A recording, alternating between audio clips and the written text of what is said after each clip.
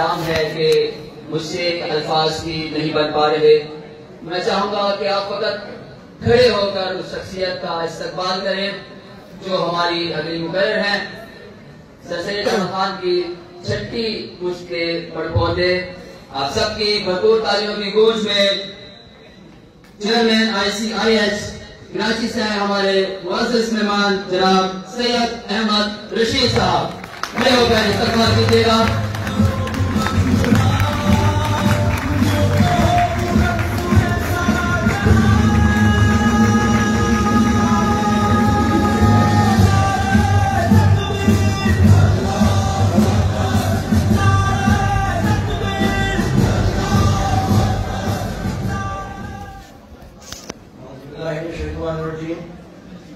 بسم اللہ الرحمن الرحیم.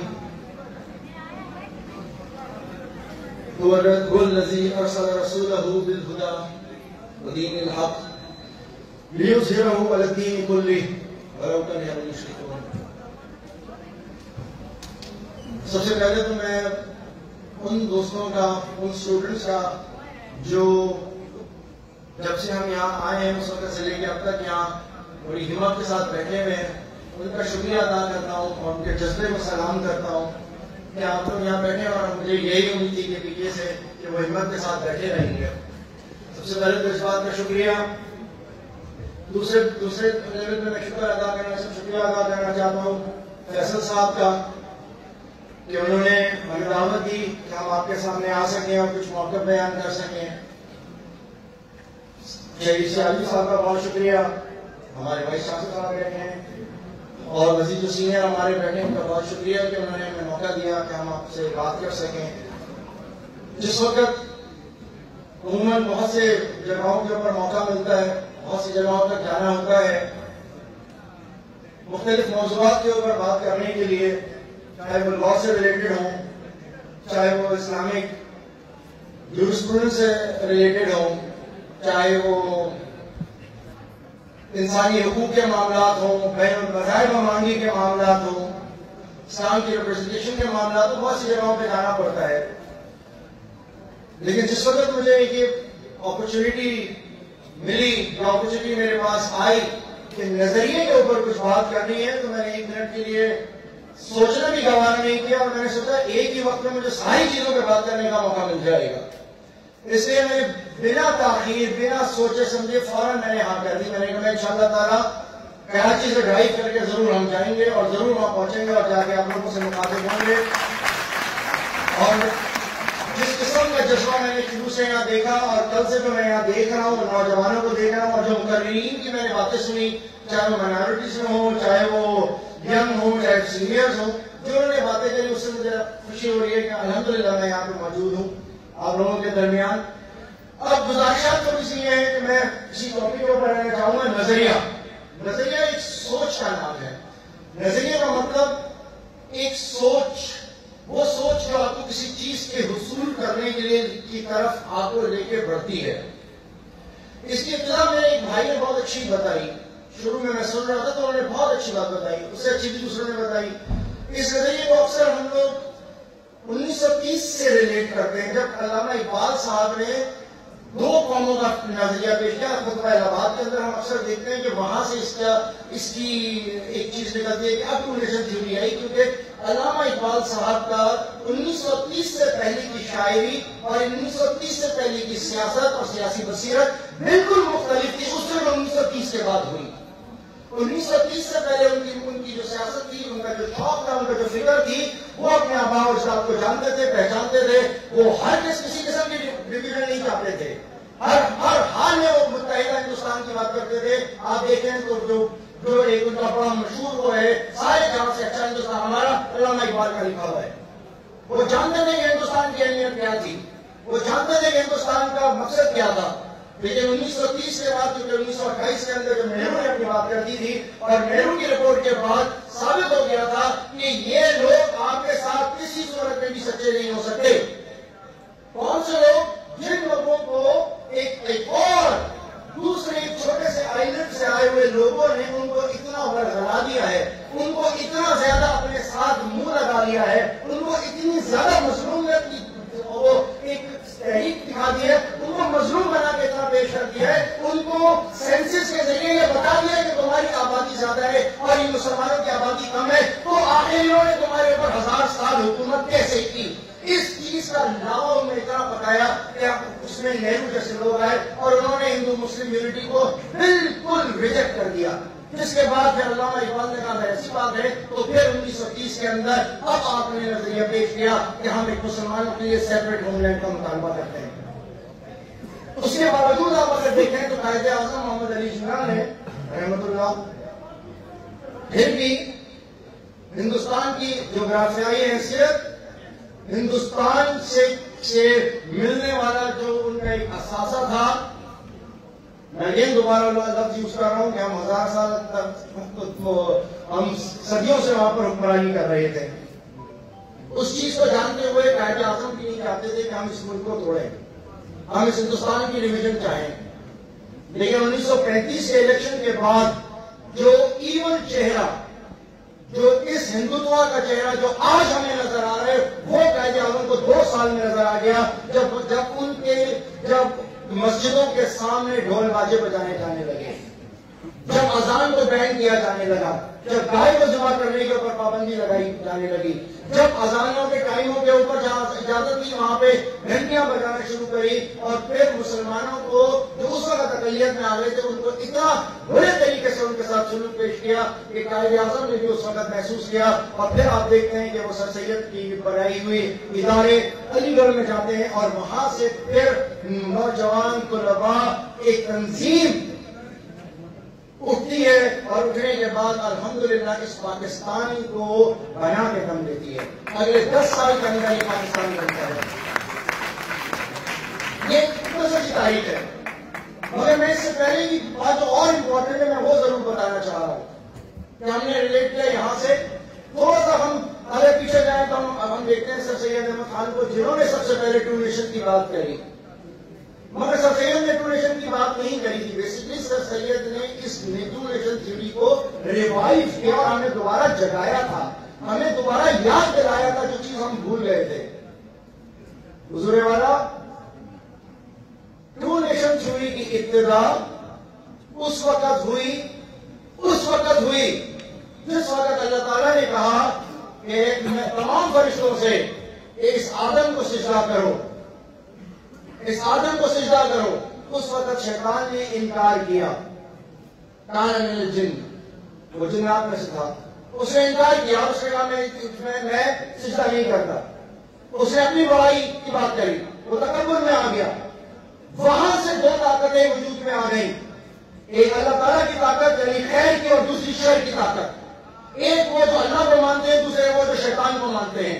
ایک وہ جو اللہ تعالیٰ اپنے نظام کو چلانے کے لیے انبیاء کا سلسلہ شروع کیا، تمام رسولوں کا سلسلہ شروع کیا، ایک منظم نظام کے تحت آپ کو رسول بھیجے، جن 313 رسولوں نے آپ کو ایک نظام دیا، ایک زندگی کا ایک نظام حیات دیا، اس کے تحت چلو گے تو تم کامیاب ہوگے. دوسری طرف شیطان نے اپنے چہرے چننا اختیار شروع کیے، اور انہوں نے اپنے چہروں کے ذریعے بے ون سے ایک سسٹم بنا رکھا ہے کہ وہ اپنی عبادت کا بندگی لیتا ہے، اور دوسری طرف ہم اللہ کی عبادت کرتے ہیں. ایک نظام اللہ کی عبادت کرنے کا ہے جو ہم نبیوں کے ذریعے، صالحین کے ذریعے، اور آج مجددین کے ذریعے، اور آج ہم اپنے ولی کتب ابدال غوث کے ذریعے اس رستے کی طرف جا رہے ہیں. تو دوسری طرف وہ اپنے فری میسنز، بلڈ شیڈ اور اسکل اینڈ بونز اور اس قسم کے اداروں کے تحت سب سے بڑی ان کی موجودہ طاغوت کی تحریک جو ہے وہ زائنسٹ لوبی ہے جو پوری دنیا میں پھیلی ہوئی ہے. اس زائنسٹ لوبی کا تعلق نہ یہودیوں سے ہے، اس زائنسٹ سوچ کا تعلق نہ ہندو سے ہے، اس زائنسٹ سوچ کا مطلب نہ ہی اس کا کوئی نظریہ، نہ اس کی سوچ کسی مسلمان سے ہے، بلکہ یہ ایک الگ سوچ ہے. یہ وہ سوچ ہے جو دنیا میں شیطان کو غالب دیکھنا چاہتی ہے، رحمان کو نہیں. وہاں سے یہ جنگ کی ابتدا ہوتی ہے، اور اس ابتدا کے اندر وہ اپنی طرف سے کام کرتے ہیں اور ادھر سے اپنی طرف سے کام کرتے ہیں. رسول اللہ صلی اللہ علیہ وسلم نے سب سے زیادہ خوبصورت اور منظم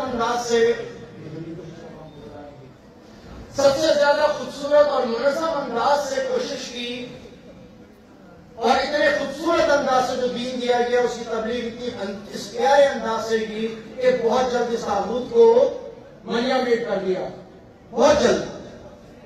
میں آپ کو بتاتا چلوں کہ آپ صلی اللہ علیہ وسلم کی پوری زندگی میں جتنے بھی غزوات ہوئے، جتنی بھی لڑائیاں ہوئی، جو بھی طریقے کار ہوئے، دیکھنے سے تعلق رکھتے ہیں.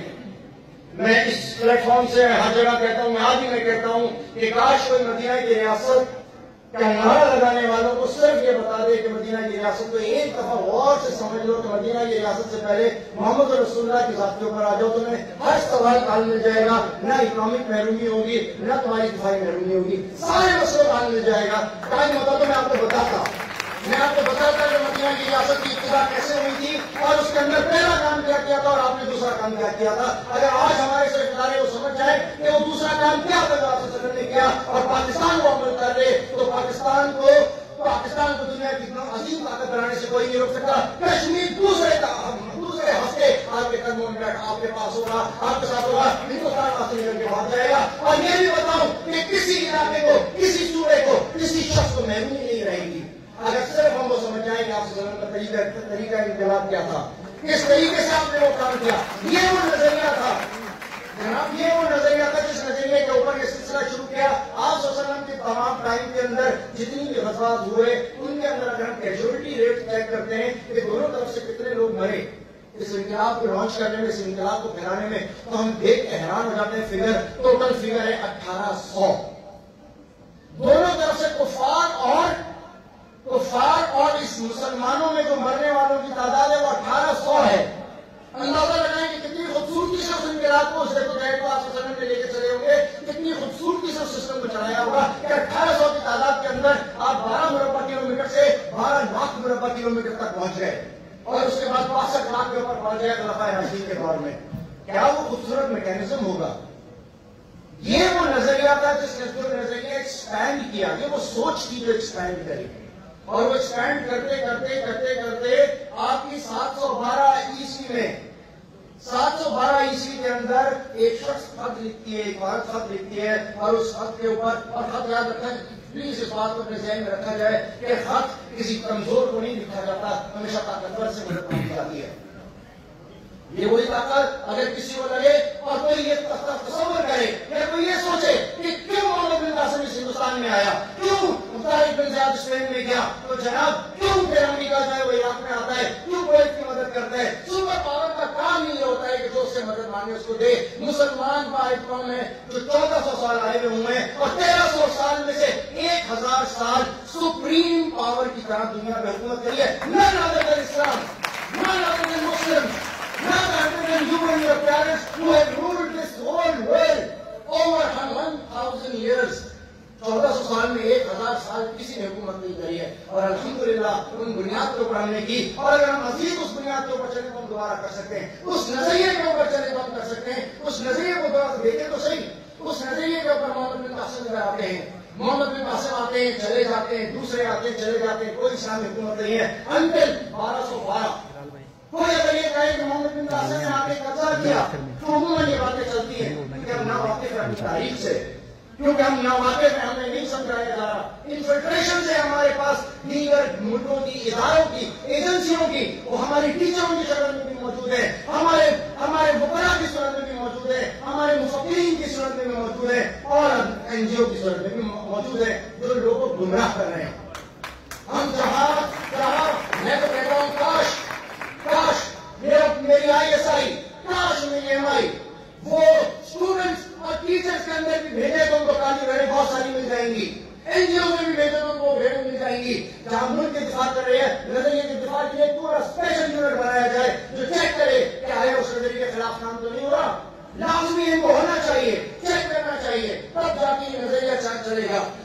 پاکستان جب 712 کے اندر 712 سے لے کے اگر آپ دیکھتے ہیں تو 1212 کے اندر کوئی اسلامی سلطنت موجود نہیں تھی، کوئی سلطنت موجود نہیں تھی. پہلی دفعہ اس ہندوستان کے اوپر جو حکومت قائم ہوئی ہے وہ قطب الدین ایبک نے کی جو ایک سلیو ڈائنسٹی سے تعلق رکھتا تھا. سلیو ڈائنسٹی سے تعلق، وہ غلام تھا. ترکوں نے اپنے کسی شہزادے کو بھی نہیں بھیجا، اس نے ان غلاموں کو یہاں بھیجا، جاؤ جا کے حکومت کرو. اور کس لیے حکومت کرو؟ وسائل لوٹنے کے لیے نہیں تھا جناب والا، وہ صرف اس لیے تھا کہ یہاں پر جو زیادتی ہو رہی ہے اس زیادتی کو روکو. تب یہاں کے چیک ہوا، اور پھر یہ سلسلہ چلتے چلتے آپ دیکھیے تو مسلمانوں کی کتنا حکومت رہی مغل دور میں.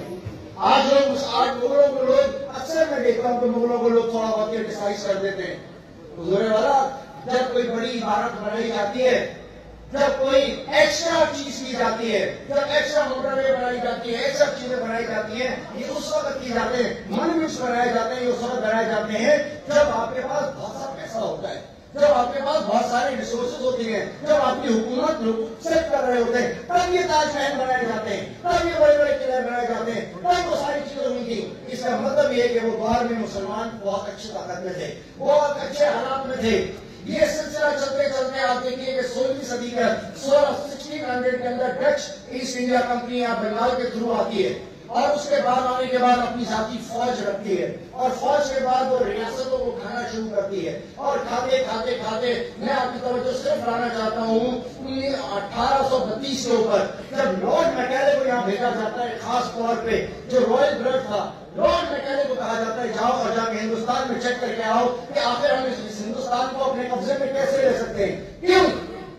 کیونکہ ان کے ہاتھ سے امریکہ ریسنٹلی نکل چکا تھا. وہ امریکہ جہاں سے سب سے زیادہ ٹیکس ملتا تھا، وہ امریکہ ان کے ہاتھ سے نکل چکا تھا کچھ عرصہ پہلے. فرانس میں انقلاب آ چکا تھا.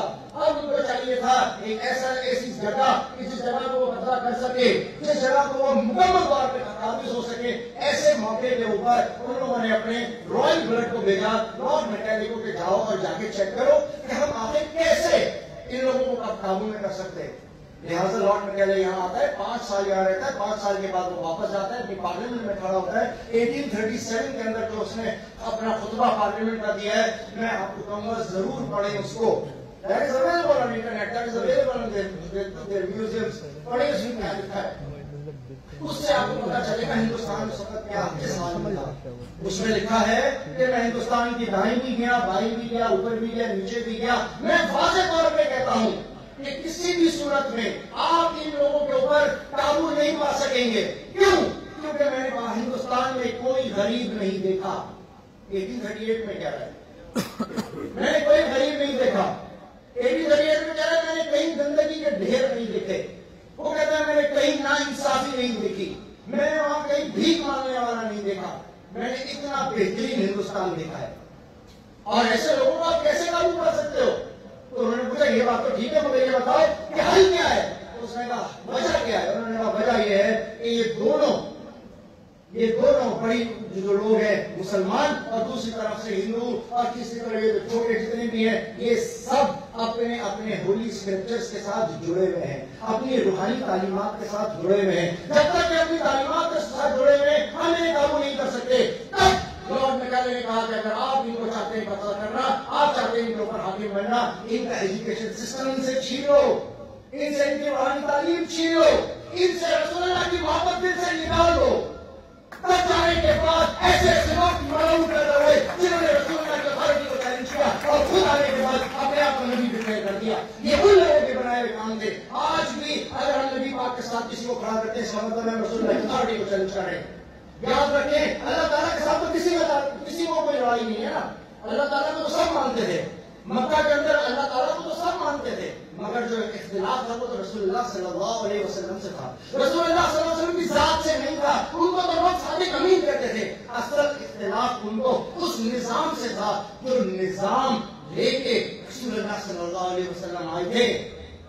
آج بھی دنیا کو اگر تکلیف ہے تو محمد رسول اللہ کے نام سے نہیں ہے. آپ کتنی نعتیں پڑھ لیں لوگ آپ کو کچھ نہیں کہیں گے. آپ کتنے ربیع الاول منائیں آپ کو کوئی کچھ نہیں کہے گا.